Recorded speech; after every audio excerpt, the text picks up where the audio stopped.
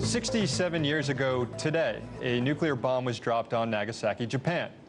The lesson learned after that, and the bombing of Hiroshima a few days earlier, was that nuclear weapons are apocalyptic and should never be used again.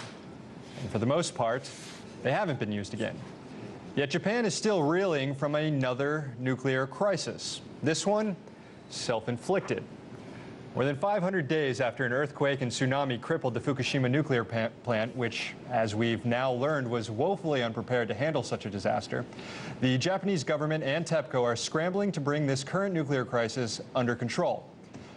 The main problem centers on the hundreds of tons of radioactive waste that's stored in the roofs of the crumbling reactor buildings, referenced in this chart as the spent fuel pool.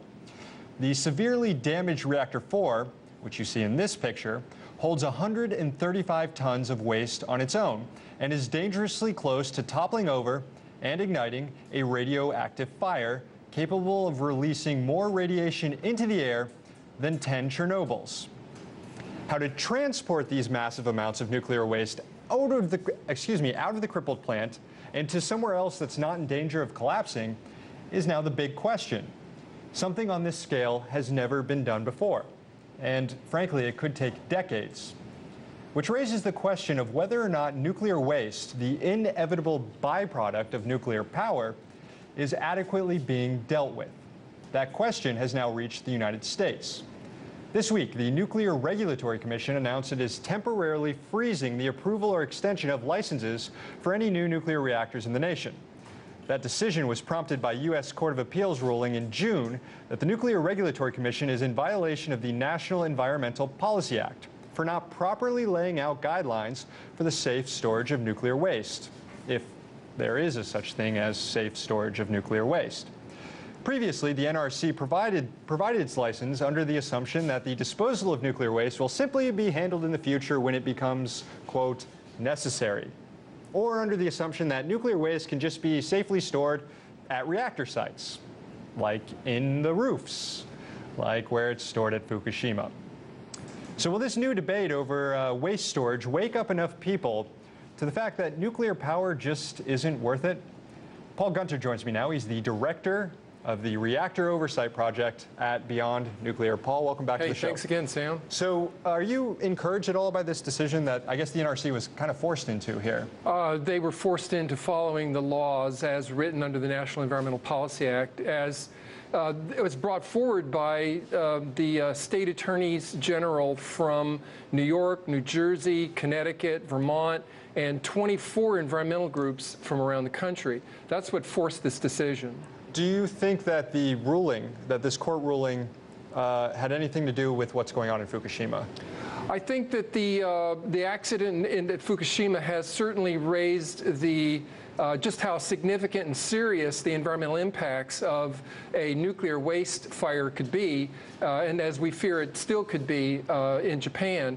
And I think that it's, people need to understand that where Fukushima has, Unit 4 has 135 metric tons, plants like Davis-Besse have more than 1,000 tons of nuclear waste in these storage ponds. Or in the case of Oyster Creek in New Jersey, 750 tons on the roof in one of these pools.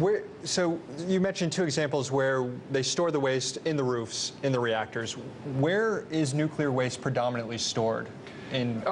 We've got 72,000 metric tons of nuclear waste sitting at 104 operating reactors and 15 sites that are permanently closed. That 3/4 of that waste is in these wet storage ponds, which are basically 40 feet deep and 40 by 40 by 40, something like that. So there's discussion, though, about trying to find a permanent nuclear waste site in Yucca Mountain is what keeps being thrown around.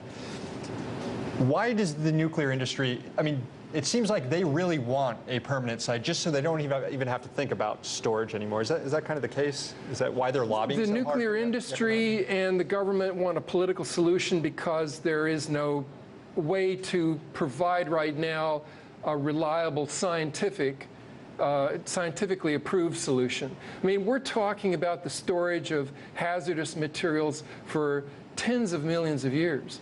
And really, there's no way of providing any assurance that we have 10 years of safe storage in some of these facilities. Exactly. There seems to be a giant unknown when it comes to nuclear waste. We're seeing that played out at Fukushima because we have these designs that have the spent fuel in the ceilings. And we have, was that the case in Chernobyl? Was the spent fuel in Chernobyl in the ceilings? Or no, I think it was at a ground level. So this is kind of the first time where we're having to deal with a nuclear crisis in which they have the storage pools in the ceilings. Yeah, right? and these are predominantly the General Electric boiling water reactors, and in the other reactors in the United States, the pressurized water reactors, the storage of this nuclear waste is in pools at grade, but still vulnerable.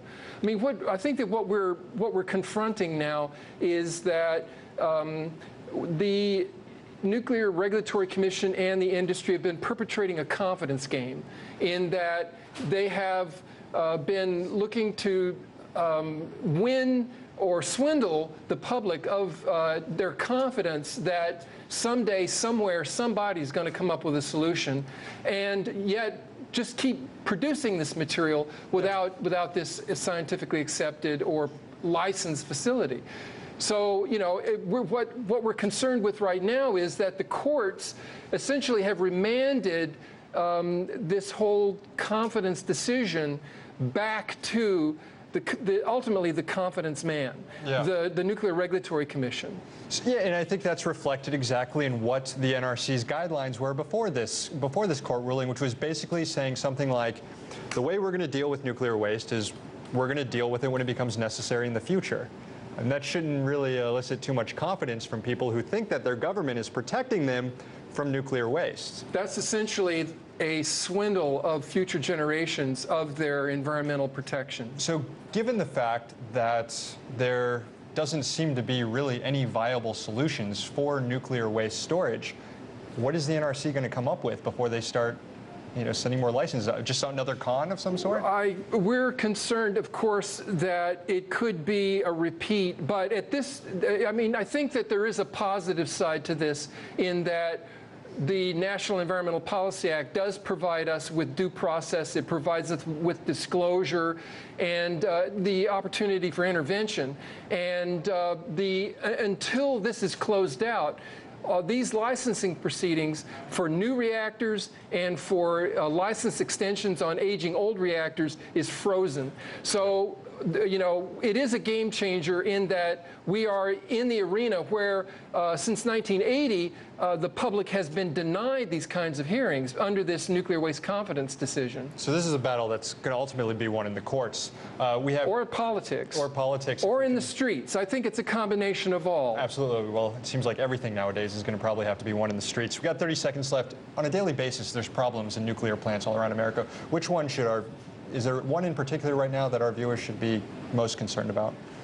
I think that we're focused on these General Electric Mark I boiling water reactors, the Mark IIs particularly as well, where all this nuclear waste, thousands of tons, is sitting up in these rooftop pools.